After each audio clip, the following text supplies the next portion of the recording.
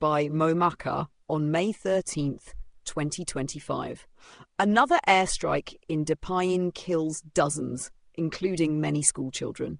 On the afternoon of May 12th, the military junta's Air Force bombed a village school in Oe Htein Twin village, located in Depayin Township, Sagaing Region. According to initial reports that surfaced by midday, the attack killed 17 students and 2 teachers while classes were in session.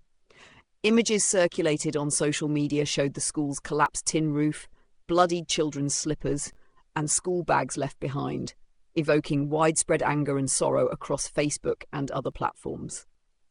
This marks the second airstrike on a school in Depayin Township, following the infamous Oe Htein school bombing in September 2022, which killed 13 people, including 7 students. Details of the attack. Unlike the Oe Htein attack, which was a combined ground and air operation, the Oe Htein Twin strike involved only an aerial bombing, reportedly conducted by a military jet with no concurrent ground assault. By late evening on May 12th, the death toll rose to 20 as more children succumbed to injuries. While the junta acknowledged and defended the Oe Htein airstrike, it has denied involvement in this latest attack and dismissed it as false reporting.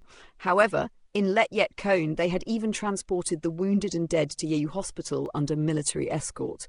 In this case, the junta has flatly denied responsibility, while pro-military propaganda channels are spreading a false claim that the explosion was caused by bombs allegedly stored by PDF forces inside the school, a claim many observers see as an attempt to cover up a direct bombing by the military air force.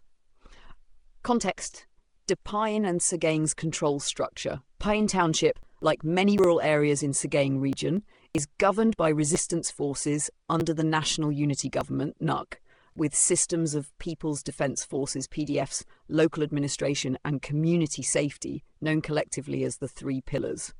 The junta still controls town centres in Sagaing but has no effective presence in surrounding villages. At the same time, NUG PDFs have not yet captured townships, keeping both sides in a tense standoff with no major territorial shift. Sagaing is home to a patchwork of PDFs including LPDF, BNRA, PLA, BPLA, and 96 soldiers, each managing their own zones. The junta, unable to retake these areas, often resorts to airstrikes to disrupt resistance governance and intimidate civilians. Impact on civilian life and education. Though not under constant battle, civilians cannot live in peace or security. With no formal ceasefire and ongoing air threats, parents must decide whether to send their children to NUG-run schools, even as the military targets such facilities. In many villages, schools and monasteries double as community hubs, and that makes them vulnerable to military justification as PDF gathering spots. Moral responsibility on both sides. While the military's actions have drawn universal condemnation, some also question what measures NUG's Education Ministry can take to protect students and teachers in vulnerable areas. There have also been calls for armed groups to avoid using school grounds as military shelters. As long as the junta continues to rely on air superiority, it will keep targeting PDF and LPDF strongholds, including community areas like schools.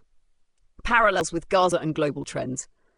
Myanmar is not alone. In Gaza, thousands of children have died in Israeli airstrikes. Like Myanmar's Air Force, Israel's bombings do not differentiate between combatants and civilians.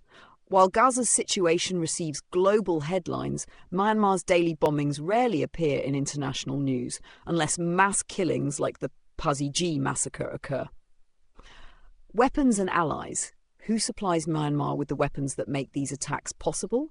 Primarily Russia, secondarily China. Just as Western countries arm Israel, Russia and China arm the Myanmar junta, enabling it to carry out daily airstrikes on its own population. Final thoughts. Whether it's Myanmar or Gaza, the tragedy is the same. Children are dying, civilians are suffering, and powerful nations are arming those who kill them. The only difference is who gets the world's attention and who doesn't. For Myanmar, understanding this global reality is crucial.